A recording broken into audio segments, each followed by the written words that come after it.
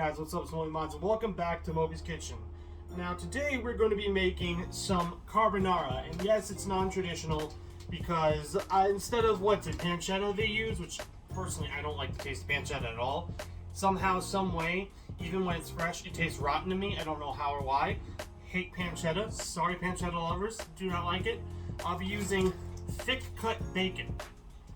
Thick cut because it's going to be a lot more to chew with. So, bacon.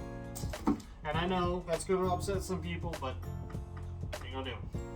So, to do this recipe, you're going to need bucatini noodles, right? You're going to need a decent pack of bucatini noodles. You're going to need at least 1 to 2 large eggs. The thick cut bacon, of course. And now I would have preferred it in a different bag, but we had this DoorDash, so it is just what the person grabbed. A bag of Parmesan finely shredded. You'd probably want something a little different from this, you know, like shorter shredded pieces instead of longer, but you know, work with what you got. Salt to taste, and freshly cracked black pepper with the peppermill I got. And also 3 cloves of garlic. I do 3 because there's 2 in here that in this bowl that are actually extraordinarily small and thin. So usually if you get 2 big ones, that's good enough. But I'm doing 3 because 2 of these are really small and thin. So, but that'll be plenty. So those will be going towards the bacon, especially with all the bacon we're going to be cutting up, which I'll need a special knife for. So let us begin basic preparation. We're going to do the cheese and egg mixture last, because that tends to, if it sits too long, I learned this, if it sits for too long outside the bowl, or like outside after it's made, it will tend to congeal, and it will not be as smooth and creamy, especially when you add it. It won't combine as well. So we don't want to do that until the very last bit, until like the last minute when the noodles are done. We want to do that. We do want to cook the bacon though, get that fried up. So I'm going to attempt to use a steak knife for the thick cut bacon. Try and like at least hack through it, because this blade is not going to do that. So, and now, do you have to use the whole pack? No, you can save some left over for like breakfast, lunch, dinner, whenever you want fried up. Personally, I'll be leaving at least 4 pieces behind for breakfast, and the rest I can cut up nice. Alright, so we're going to start by getting the bacon lined up nice and neat with itself so we can get even cuts, as even as we can. So we'll try to get the bacon as neat and uniform together as we can. And then we're going to take it, we're going to fold it inwards and keep it neat and uniform. And we're going to repeat with every piece of bacon until we have a solid set of bacon lined up. So when we do the cutting, it'll cut proper. It'll actually cut decent and it won't cut terribly.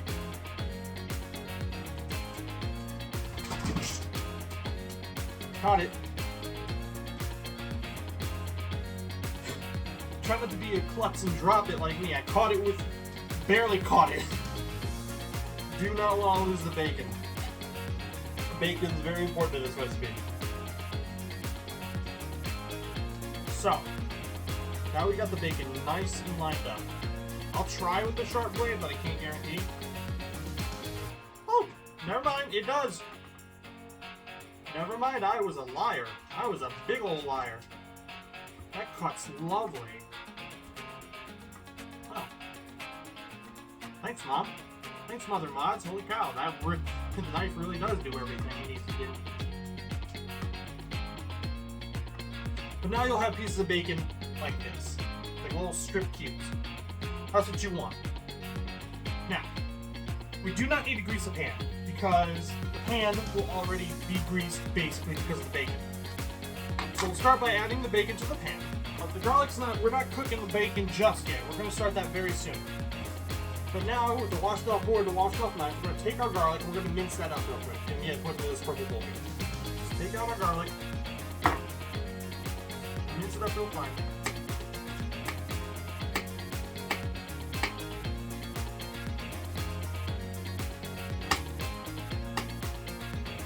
Get it into as fine of a mince as you can.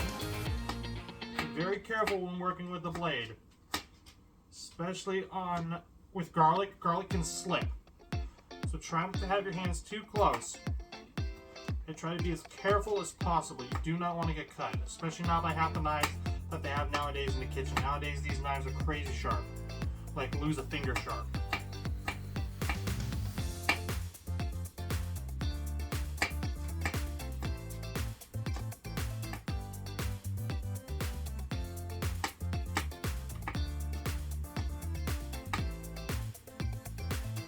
There. Now the garlic is perfectly, finely mixed. Excellent. Now, you're going to cook the bacon with the garlic. Let's get all this in here. With cooking the bacon. And before I forget, you're going to need 1 cup, an empty cup here. You're going to need to save it so you can get a cup of pasta water to help your sauce kind of work together and combine and emulsify into something really good, okay? Start by getting the bacon nice and cooked. Get the fat rendered, right? And next to me, the pot of water is already boiling. So while we wait for this to heat up, so we can get the bacon fat rendered and stuff, we will get the pasta ready to roll. So we're gonna open our pasta. Do not break it in half, don't do that. There's these 2 Italian brothers on the internet. I can't remember their channel's name, but by God, do not break the pasta. They will come after you.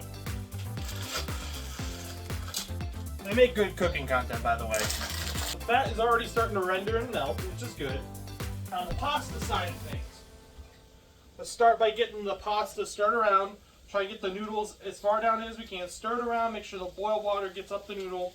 Want to make sure that we can slowly stir it until finally all the pasta sinks into the pot. Try not to break anything. If you break 1 or 2, it's alright. Accidents happen. We all make mistakes. You don't need every pasta to be in perfect condition, you know? That's kind of the fun of cooking. Nothing's perfect. It's all about uniqueness. How everyone cooks. Because I may cook this way, but someone might cook it a whole other way, you know? It's all about that unique experience. And finally, after a good bit of work in it, we will have, this is like 2 right here that are being difficult. There we go. It's all in there. Give it a good stir. The pasta is in there. Get in there, you. I said get in there. It's all in there. And we let the pasta, you know, boil the water. We'll give it a minute, stir it around a bit, make sure it's not sticking. And already you can see from this, you can't see, I can see, there's a lot of starch in this, which is why we want that cup of pasta water before straining, because of that starch. That's what's going to help make our sauce creamy and good. It's going to help emulsify the sauce into something really, really good. Back to the bacon. It is starting to render already really well. Make sure you give it a good stir. We'll flip the bacon around. Now, you might ask yourself, when is a good time to go ahead and when is a good time to add the garlic? The garlic is best added because if you don't know, I'll tell you now, for those who are unaware, garlic has a low smoke point. Now, what does that mean? That means garlic cooks and burns much faster than many other food products. So you want to add it near the end of the cooking cycle for, say, bacon. Now, the best way to add it into the bacon is when it's nice and rendered and brown and starting to just be fully crispy. That is when you add your garlic in so you can get the flavors all together and put it all together. And then once it's done, you can take the bacon out by scooping it with a spatula and putting it on a plate, which I'm getting together now, with a napkin so that you can have the bacon drained of its grease. Because you don't want the grease in your sauce or in your pasta. You don't want that. Have that ready to go. So yeah, once the bacon starts getting nice and caramelized and nice and brown, that is when you want to add your bacon. Right now the fat is still rendering. It is starting to get brown. It's lightly browning, but it's not there yet. It still has a little ways to go. And now that the pot of boiling water next to us is actually starting to boil more, I'm going to stir this pasta again. Now that it's been fully submerged for a bit and under the water, we can give it a stir. And yeah, it's still a little thick, but it is starting to loosen up. You gotta remember, bucatini is a thicker pasta. Now there's a reason I chose a thicker pasta. But mind you, since bucatini is a thicker pasta, it takes a little bit longer to cook than, say, spaghetti. It takes a little bit longer. Now you could use spaghetti for this, there's nothing wrong with that. But I prefer bucatini for its thickness, its starchiness, because sauce somehow, and I can't really explain it, tends to cling to these noodles better than, say, spaghetti. And I don't know why. But that's the whole thing. Half of this meal is literally the sauce. And you're going to want something that can grab that sauce with a firm iron grip. And this tends to be the pasta for that matter. So now the bacon is really getting nice and rendered now. That is really nice and rendered. A little advice, if you are younger and you're a little younger and you're cooking with your parents, remember one thing: mind the grease. All right, if you got this isn't too splashy right now because I have it at a lower temperature, so it's not splashing at me. But you want to be careful with this grease because this grease is hot, and believe you me, you do not want to get burnt by it. I've been burnt by grease before. It is not a fun time. It is a horrendous time. So usually you want to leave this to the adults, or if you're doing it with adult supervision, then honestly, like I said, extreme caution advised. Be careful with this grease. But you don't want to be afraid of it. The last thing you want to do, because this thing, sometimes it'll spit at you, it'll hit your hand and it'll burn a little bit. It's not going to leave any big welts or anything, like, say, a lot of grease would. But the thing is, you don't want to be scared of the grease. The grease is nothing but a hot liquid. If a little spits on your hand, you're fine. Don't freak out about it. You don't want to freak out, because then if you freak out, you might accidentally hit the pan, and then accidentally tilt it back and spill more on you, and that's the problem. So you want to not do that. So now the bacon is actually really close to being fully crisped up. This is now the time when we add the garlic. Now is the time. So we're just going to take our garlic. We're just going to dump the whole thing in. Make sure you get all of it out of there. Got to get every last bit of it. Every bit of that good stuff. Every bit of that garlicky goodness. Now we're going to give that a good stir. You want to keep it stirring, because if it sits too long, it'll burn even faster. So keep it stirring, keep it moving, okay? Keep it stirring, keep it moving. That's how we do it. You want to keep it stirring, you want to keep it moving, you want to keep it going. I'm telling you, it smells amazing here right now. This will pay off. You gotta trust me on this. Trust Mobi. It pays off. It really will. In the end of the day, when you're done with this meal, you will have one of the nicest meals you could ever have. In fact, if you are someone who is watching this and trying to think of something to cook for their significant other, do this. Please, I know it's a little late in the video to tell you that, but do this. I have not met someone who wouldn't like this. My family loves this meal every day, and I have no doubt that someone you're considering to call your family soon at one point or another, I have no doubt in my mind that they would love this. This is a real simple, easy dish to make for your significant other and someone you really care about. Honestly, maybe re-look at this video on Valentine's Day, right? This would be a nice Valentine's Day meal. I'm not even kidding you. Like, if my boyfriend were to serve this to me, I would be absolutely happy about it. I would be totally happy. I wouldn't complain whatsoever. Alright, now that bacon is perfectly brown, cooked well, and the garlic is just starting to brown, this is where we're going to turn it off. We're going to carefully take our pan. We're going to take the hot pan. We're going to get some of the bacon. Let it drain for a minute, like that. And lay it on the bacon tray, on the tray of things. The paper towel. Jesus Christ, I can't think. Now, gotta be careful. Now, we take that, make sure it's the pan's back there, but off the heat. And now we're done with this. We'll put this in here. Now I'll bring it up to the camera. As you can see, this is what we're looking for. That perfect crispy goldness that the bacon has, and you can see the garlic here. I'll grab a piece. You can see how it's just been crispy and aerated. Very good. Makes for a good snack too. Makes for a very good snack. Yeah, garlic when cooked in bacon grease, absolutely delicious snack. As I've said in a lot of these episodes, there's nothing wrong with having a little snack for the chef. I would originally give some to my doggo, but if you didn't know, dogs are allergic to garlic, so do not give dogs garlic. It's very bad. It's around this time we do the preparation of the egg sauce, because it is literally about to be done with the pasta. So let's do the egg cheese sauce. So you want to get your bowl, a nice average sized bowl, right? You want to take your bag of roughly, it says 1.5 cups, is in the 6 ounces. Take your bag. You're going to open it. The whole enchilada, you hear? It smells good too. The whole enchilada.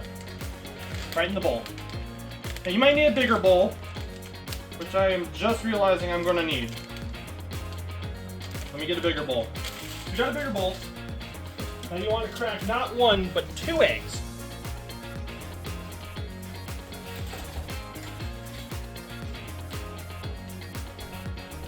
Two eggs.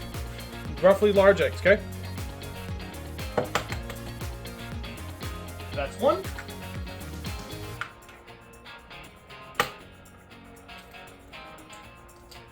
That's 2, and mind the shells. Try not to get any shells in that. You don't want any shells in your sauce. That's going to be a not fun time. Now, I recommend taking a fork, because a regular whisk won't do it, and a fork is like the best thing you can get to a whisk. In this case scenario, because a regular whisk is too big. You're just going to want to whisk it up, fold it in. First, start by folding the yolks in with the cheese. You know, fold cheese on the yolks, fold the yolks on the cheese. Then slowly, when they start getting combined, mix it together. Slowly mix it together. And keep mixing. And once you start getting this kind of consistency where it's all like moving together, kind of like a slurry, that's what you're looking for. So I don't know if you could see that. If you could see, keep mixing it nice and combined. And now you can see as I move it, it's kind of got like a, hang on, bring it up. You see if I move it, it's kind of got like a dough consistency where it's like stuck together. That's what you want.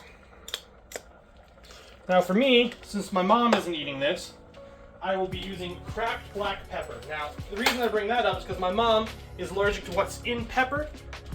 I can't remember if it's called capsaicin or something like that, but she can't have pepper.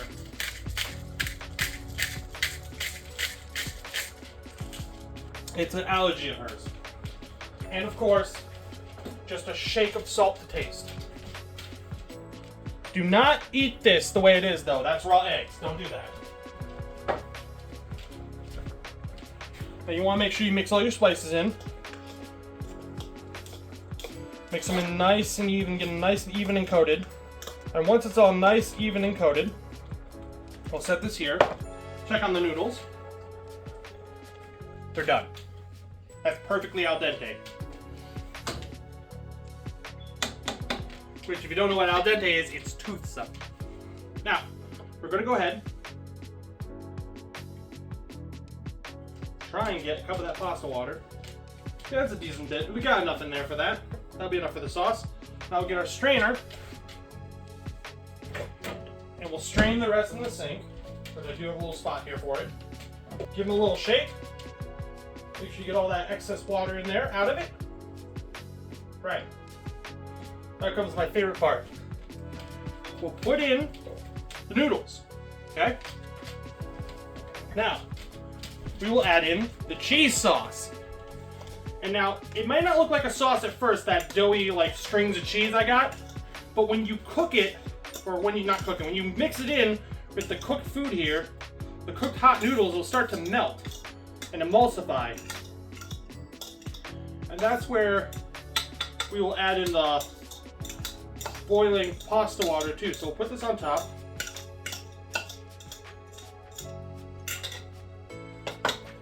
On top of that, we'll add the pasta water, which will instantly start the melting process. Then we will start mixing it in. Start mixing it in, getting all those noodles coated in all that cheesy goodness.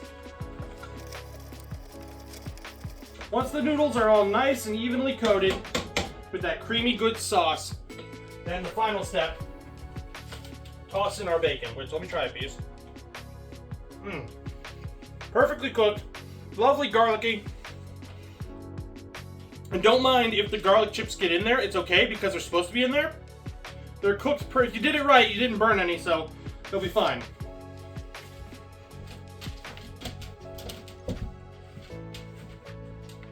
Now we mix that in, make sure everything is nice and lovely and incorporated. Alright, so it's done. I got myself a bowl. I'm gonna get a little bit of the bacon and a little bit of the noodle. Get a little bit of bacon, a little bit of noodle. Stir it in. Then, because it's hot, we want to blow on it.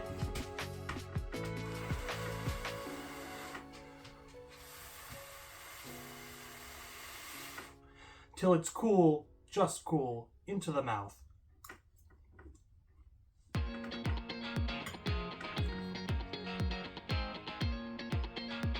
Nice. Seriously though, that is actually really good. Perfectly cheesy. Absolutely lovely with the garlic flavors and the bacon. I cannot recommend this enough. Please make this for someone you care about, or make it for yourself, okay? That is honestly one of the greatest meals. I love making that so much. It's one of my favorite things to make. But with that, that'll be it. So I want to thank you all so much for watching. If you like this video, don't forget to hit that like button. Don't forget to subscribe. And don't forget to hit that bell icon so you can be notified when I do videos just like this one. Thank you all so much for watching. I hope you learned something today. And as always, I'll see you in the next one. Peace.